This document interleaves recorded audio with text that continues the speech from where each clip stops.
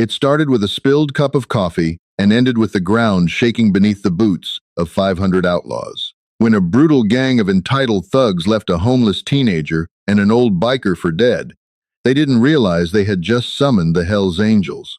The neon sign above Rosie's diner buzzed with a relentless electrical hum, casting a flickering red glow across the wet asphalt.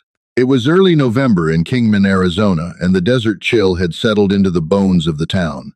For 19-year-old Rosie Adams, that chill was a permanent resident. Rosie had been living behind the dumpsters of Rosie's for 3 months. She was a ghost in an oversized, threadbare olive green parka, surviving on discarded fries, half-eaten pies, and the rare kindness of passing truck drivers. She had run away from a broken foster system in Nevada, trading the emotional bruises of her past for the physical hardships of the streets. Her golden rule was simple: stay invisible. Invisibility meant safety. Invisibility meant survival.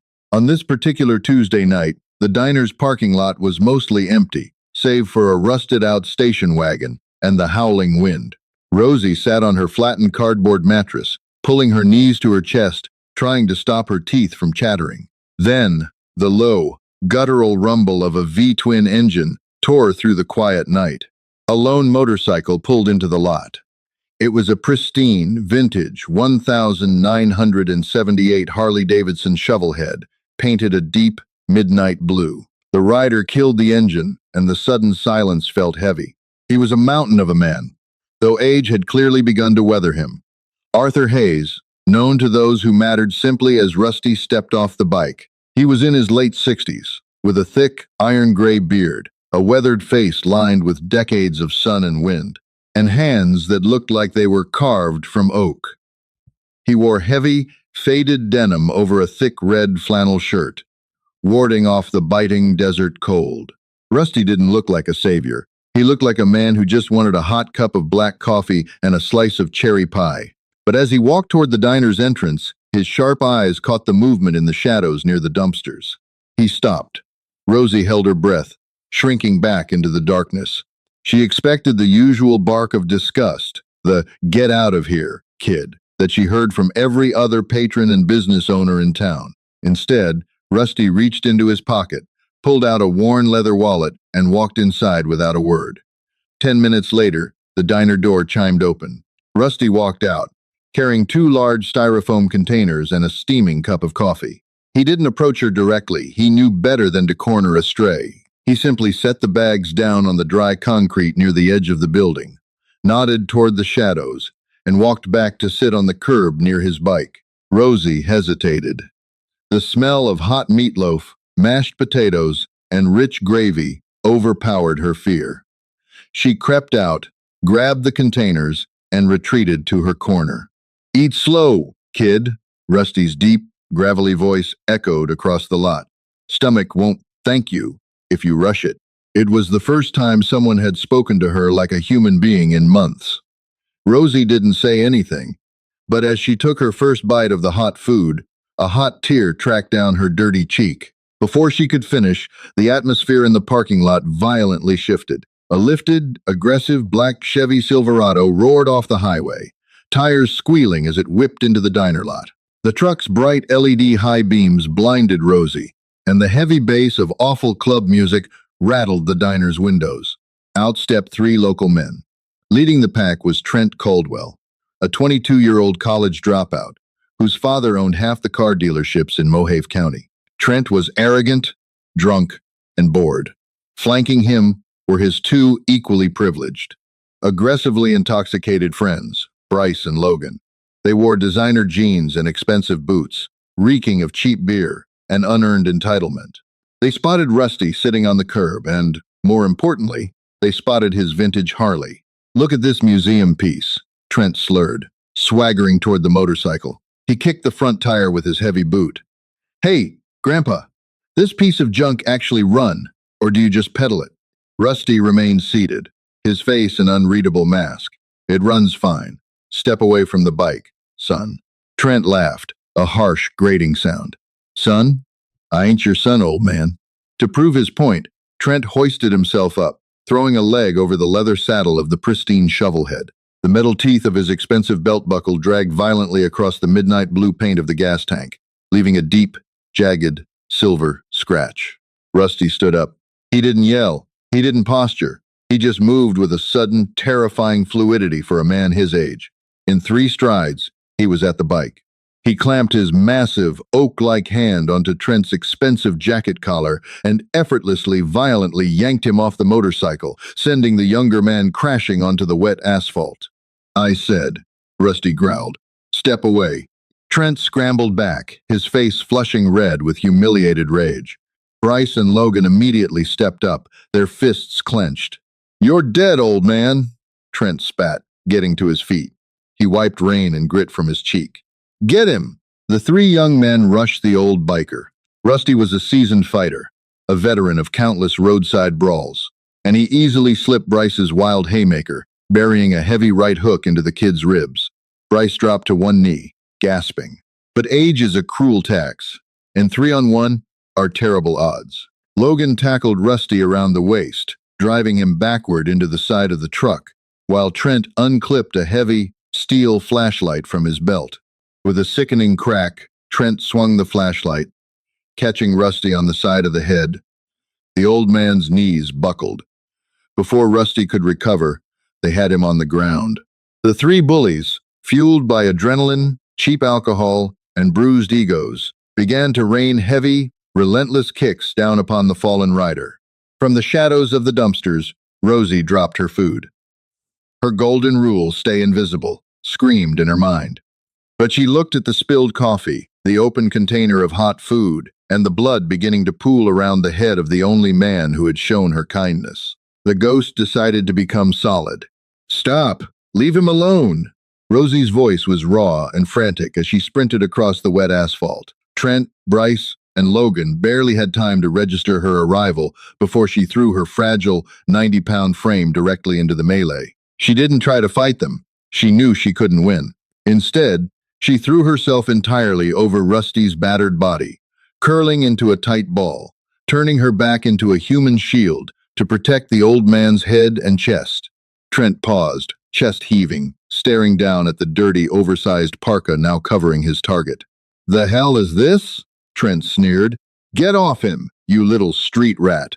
"Please," Rosie sobbed, clutching the heavy denim of Rusty's jacket. "He's an old man. You're going to kill him. Please, just go." "I'll tell you when we're done," Trent barked. He grabbed the hood of Rosie's parka, trying to rip her away, but she locked her fingers into Rusty's clothing with a desperate, white-knuckled death grip. "Fine," Bryce spat, wiping blood from his mouth where Rusty had hit him. "Let her have it, too." The brutality that followed was sickening.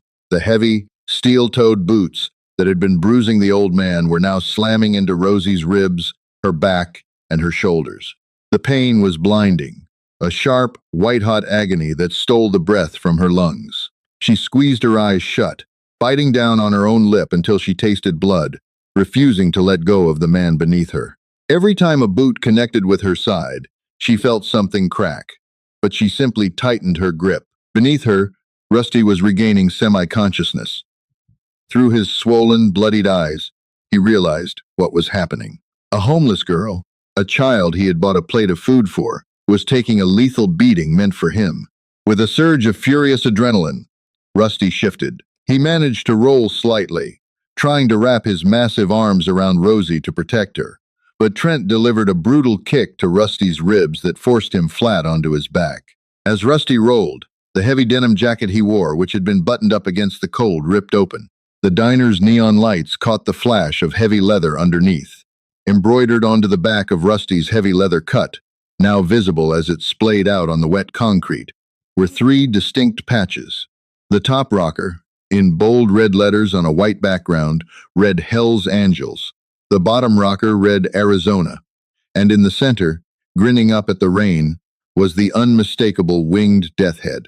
Bryce, mid-swing, froze. His foot hovered in the air. "Trent," he stammered, his voice suddenly dropping an octave. "Trent, look at his vest." Trent scoffed, wiping the rain from his eyes, but as he looked down, the color instantly drained from his face. The arrogance vanished, replaced by an icy, paralyzing terror. Even rich, entitled kids in Mohave County knew what that patch meant. You didn't touch the colors. You certainly didn't bloody the man wearing them. He bought it online, Trent stuttered, trying to convince himself. It's fake. It's gotta be fake. I don't care if it's fake, Logan yelled, already backing away toward the Silverado. We gotta go. Now. If that's real, we're dead. We're literally dead. Panic eclipsed their rage. Trent looked down at the bleeding girl and the unconscious biker. He delivered one last, spiteful kick to Rosie's hip, a pathetic attempt to retain his bruised alpha status before turning and sprinting to his truck. The doors slammed shut, the engine roared, and the black Silverado peeled out of the diner parking lot, running a red light as it vanished into the stormy night. Silence descended, heavy and suffocating, broken only by the steady patter of rain and the ragged, wet sounds of Rosie trying to breathe. She rolled off Rusty, collapsing onto her back.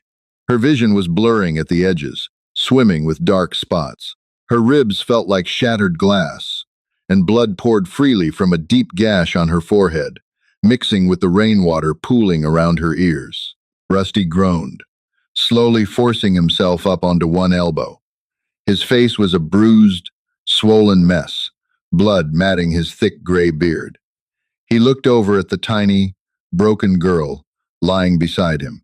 His chest heaved with a mixture of immense pain and profound awe. You, Rusty wheezed, coughing up a spatter of blood. You shouldn't have done that, sweetheart. You bought me meatloaf, Rosie whispered, her voice barely a rattle before her eyes rolled back, and she lost consciousness. Rusty dragged his heavy body closer to her. He checked her pulse. It was there, but faint. He knew he couldn't move her. Her ribs were undoubtedly shattered, maybe a punctured lung. He needed an ambulance, but more importantly, he needed his brothers. With shaking, blood-slicked fingers, Rusty reached into the interior pocket of his leather cut and pulled out a heavy, indestructible flip phone. He didn't dial 911. He held down the number 1 on the speed dial. It rang twice. Yeah, Rusty. A deep, alert voice answered on the other end. It was Big Jim Donovan, the president of the Arizona Charter, and a man who commanded absolute loyalty from hundreds of men. Jim, Rusty rasped, his voice tight with pain. I'm at Rosie's diner, Kingman. I'm down. Bad. The line went dead silent for a fraction of a second. The tone of the conversation instantly shifted from casual to martial law. Who? Jim asked. 3 kids. Black Chevy Silverado. Lifted. They went north. Rusty coughed. Jim, there's a girl here. A kid. She saved my life. Took the boots for me. She's dying, Jim. Send a bus. And send the club. We're coming, Jim said. The call. Disconnected. Rusty let the phone drop to the wet asphalt. He pulled off his heavy, dry denim jacket and laid it gently over Rosie's shivering, unconscious body, leaving himself in his bloodied leather colors. He sat beside her in the rain, keeping vigil. For 10 minutes, the only sound was the howling wind. And then it started. It didn't begin as a sound, but as a vibration, a low, rhythmic tremor that seemed to rise up from the very core of the earth, traveling through the wet asphalt and vibrating against the soles of Rusty's boots. The water in the puddles around them began to ripple. Then came the sound. It was distant at first, like a rolling thunderstorm breaking over the desert mountains, but it grew louder, angrier, and more profound with every passing second. The diner's windows began to rattle violently in their frames. The waitress inside, who had been hiding behind the counter, finally dared to peek out the window. Her jaw dropped. Headlights cut through the rain. Not 2, not 10, dozens. Then, hundreds. A massive, synchronized phalanx of Harley-Davidsons turned off the highway, moving like a single, mechanical beast. The deafening, thunderous roar of 500 V-twin engines drowned out the storm, swallowing the town of Kingman whole. The Hells Angels had arrived. The sheer scale of the arrival defied comprehension. They poured off Interstate 40 like a river of chrome, steel, and vengeance. The roaring thunder of 500 heavy V-twin engines vibrated through the foundation of Rosie's diner, shaking the booths and rattling the coffee cups off the counters. The rain, which had been falling in heavy sheets, seemed to atomize against the heat of hundreds of exhaust pipes. They filled the diner's parking lot in seconds, perfectly organized even in their haste. When the lot was full, they packed the adjacent streets, blocking off the intersections, effectively severing this section of Kingman from the rest of the world. Law enforcement sirens wailed in the distance, but they stopped a mile out. No local police force was going to drive a cruiser into a wall of 500 Hells Angels. At the center of the formation, a massive, custom-built Harley Road glide came to a halt. The rider stepped off. This was Big Jim Donovan. Standing 6'5" with a barrel chest and eyes like chipped flint, Jim exuded a terrifying, absolute authority. He didn't rush, but his strides ate up the asphalt as he moved directly toward the dumpsters, where a circle of patched members had already formed a protective wall. The crowd parted silently for their president. Jim looked down. Rusty was leaning against the brick wall, refusing to lie flat, his face a swollen, unrecognizable mask of purple bruises and clotted blood. But Rusty wasn't looking at Jim. He was looking at the tiny, fragile lump beneath his denim jacket. "Doc!" Jim bellowed, his voice cutting through the idling engines like a foghorn. A lean, older biker with a salt and pepper ponytail and a filthy few patch pushed through the crowd. Doc had been a combat medic in Vietnam before he traded his uniform for leather colors. He dropped to his knees beside Rosie, immediately pulling back the heavy denim. Doc's hands moved with practiced, clinical precision. He checked her airway, her pulse, and gently ran his fingers along her ribs. He swore under his breath, a sharp, bitter sound. "She's broken bad, Jim. Multiple fractured ribs. Left side is mush. Head trauma. Breathing is shallow. She might have a punctured lung. We need a bus." 5 minutes ago. "I called dispatch," another biker growled, holding up a radio scanner. "Ambulance is sitting at the roadblock. Cops won't let them through. They think it's a riot." Jim's jaw tightened. "Ride out there. Escort the paramedics in. Any cop tries to stop the ambulance, you block their cruisers with your bikes. Make it happen." 3 riders instantly peeled away, their bikes screaming into the night. Jim knelt in the wet oil and rainwater next to Rusty. He placed a heavy, gloved hand on the old man's shoulder. "Talk to me, brother." 3 kids, Rusty wheezed, every breath rattling in his chest. "Rich boys, drunk. They went for the bike. I put one down. They got me with a steel maglite." Rusty paused, coughing up a dark string of blood. He pointed a shaking finger at Rosie. She came out of nowhere, Jim. She threw herself over me, took the boots. They kicked the life out of her, trying to get to me." Jim Donovan looked at the pale, bruised face of the unconscious teenager. The concept of a homeless, 90-pound street kid sacrificing herself for a fully patched Hell's Angel broke every rule of the streets. It demanded a debt that could never be fully repaid. "Who were they, Rusty?" Jim asked, his voice dropping to a dangerously quiet timbre. "Locals," Rusty grunted, "college age, driving a lifted black Chevy Silverado, custom rims. Deep scratch down the side where the kid dragged his belt buckle across my tank." Jim stood up. He turned to the hundreds of men surrounding him. The silence that fell over the mob was deafening, save for the rain. "Brothers," Jim's voice boomed, carrying over the wind. 3 local punks in a black lifted Silverado just put our oldest brother in the dirt. Worse, they nearly beat a little girl to death when she tried to cover him. A low, collective rumble of pure, unadulterated fury rippled through the crowd. Men tightened their grips on heavy chains, wrenches, and hunting knives. "Kingman is locked down," Jim commanded. "Nobody leaves this town. Fan out. Check every back road, every driveway, every motel parking lot, and every garage. You find a lifted black Chevy. You find 3 cowards. You do not touch them. You call it in, and you wait for me. We do this right. Now, ride." The roar that followed shattered the remaining intact neon tubes on the diner's sign. Hundreds of motorcycles simultaneously dropped into gear and flooded the streets. The Angels dispersed like a pack of wolves, executing a coordinated hunt.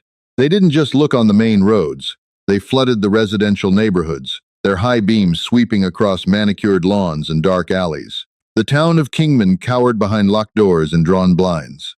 Meanwhile, on the outskirts of town, Trent Caldwell was hyperventilating. He had driven the black Silverado deep into a private, gated storage facility owned by his wealthy father. He had parked the truck inside a massive aluminum warehouse, slamming the heavy rolling door shut behind them. The three boys were sitting in the dark, surrounded by expensive boats and classic cars. Their bravado completely evaporated. They saw the plates, Logan sobbed, pacing back and forth in the darkness. "We're dead. Trent, you idiot! Why did you have to mess with his bike?" "Shut up!" Trent screamed, his hands trembling violently as he tried to wipe the girl's blood off his boots. "They don't know who we are. It's dark. We just hide out here until morning, and then my dad will fix it. My dad knows the chief of police. We'll say the old man attacked us first. We have money, Logan. Bikers are just white trash.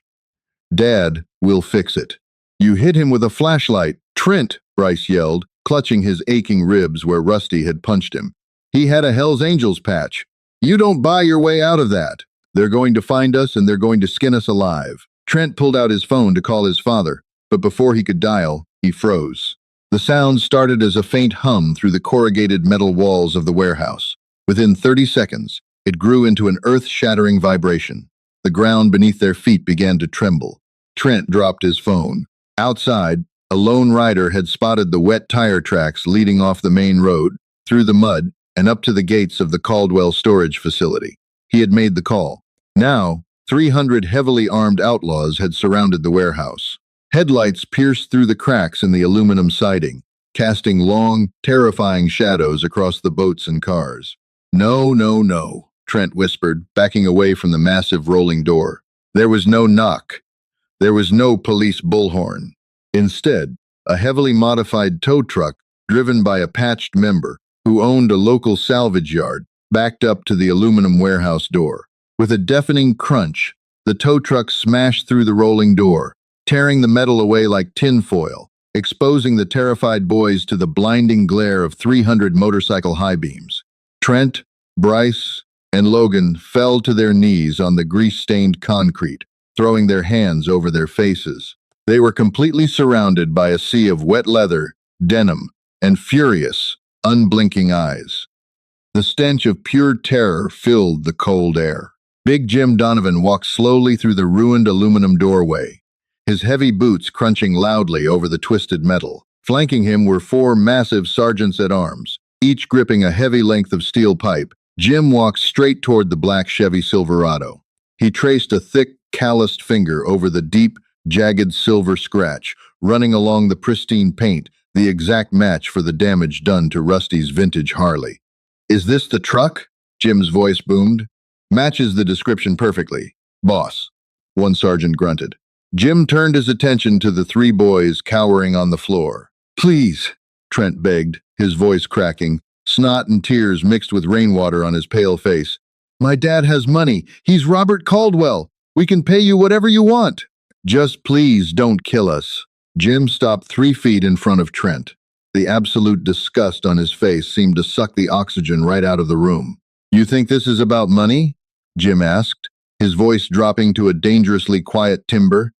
"You think you can just write a check for the blood of a patched Hell's Angel? For the shattered ribs of a little girl who weighs less than my front tire?" "We didn't mean to hurt the girl," Bryce sobbed. "You swung a steel flashlight into the skull of an old man who was sitting alone," Jim stated coldly. "Then you kicked a defenseless child until she stopped breathing because she tried to shield him. You are cowards. Cowards do not get to buy their way out." Trent squeezed his eyes shut, bracing for the lethal blow. But Jim didn't strike him. He signaled with his hand. From the massive crowd of bikers, 2 local Kingman sheriff's deputies were forcefully shoved forward. The Angels had intercepted their cruisers and escorted them directly to the scene. "Arrest them," Jim commanded. The lead deputy stammered, sweating nervously. "Mr. Donovan, we have to process the scene." "I said, arrest them," Jim interrupted. "Attempted murder, aggravated assault. We have 500 witnesses. We have the little girl's blood currently drying on his boots. You put them in cuffs right now." or my brothers and I will process this scene ourselves." The deputies lunged forward, slamming the boys onto the concrete and ratcheting heavy steel cuffs onto their wrists. A prison cell was a sanctuary compared to this warehouse. As the deputies dragged the sobbing boys away, Jim turned to his men. "The boys belong to the justice system, but the truck belongs to us." What followed was a terrifying display of systematic destruction. Dozens of bikers descended on the Silverado with crowbars and sledgehammers. Windows exploded. The engine block was smashed until oil poured over the concrete like dark blood. Within minutes, the $70,000 symbol of Trent's arrogance was a crushed, unrecognizable cube of scrap metal. 2 days later, Kingman General Hospital was under an unofficial lockdown. Local police had given up trying to clear the intensive care waiting room. 3 dozen heavily tattooed bikers occupied every available chair and stood guard at the main entrances, acting impeccably polite to the nursing staff. In a quiet room on the 3rd floor, Rosie slowly fluttered her eyes open. It felt as though a cinder block was resting on her chest. As her blurred vision cleared, she saw a mountain of a man sitting awkwardly in a tiny visitor's chair. It was Rusty. His left arm was bound in a sling, and half his face was covered in heavy white bandages, but his one visible eye crinkled with deep warmth. "Hey there, kid," Rusty rasped softly. Rosie panicked for a fleeting moment. The men," she whispered. "Gone," Rusty said firmly. "They're sitting in a steel cage, sweetheart. They're going away for a very long time." Rosie swallowed hard. "My spot behind the diner. I left my sleeping bag. Someone will take it." Rusty gently took her bruised fingers in his massive, calloused palm. "You don't need to worry about the cold, or sleeping bags, or hiding out anymore." The door creaked open. Big Jim Donovan stepped inside, holding a massive bouquet of vibrant sunflowers. "How we doing, sweetheart?" Jim asked gently. "Who are you people?" Rosie asked, staring at the leather vests and protective eyes. "We're your family now," Jim said simply. "I had a chat with Robert Caldwell. I explained that it would be in his best interest if he set up a comprehensive trust fund to cover every single one of your medical bills, plus a hefty settlement." He agreed enthusiastically. Rosie stared at them. "Family?" she whispered. Rusty squeezed her hand. "You took the heavy boots for me, kid. You bled for the patch. That makes you blood. When you get out of this hospital bed, you're coming home with me. My old lady makes a mean pot roast, and you've got 500 uncles who will tear this world apart if anyone ever looks at you sideways again." For the first time in 19 years, Rosie Adams didn't feel the need to be invisible. She closed her eyes, tears falling freely, feeling the overwhelming weight of finally being safe. If this story of ultimate street justice and unexpected family gave you chills, hit that like button right now. Share this video with someone who needs to know that true heroes don't always wear capes. Sometimes they wear leather. Don't forget to subscribe and ring the bell for more incredible, true-to-life stories where karma strikes back hard. See you in the next one.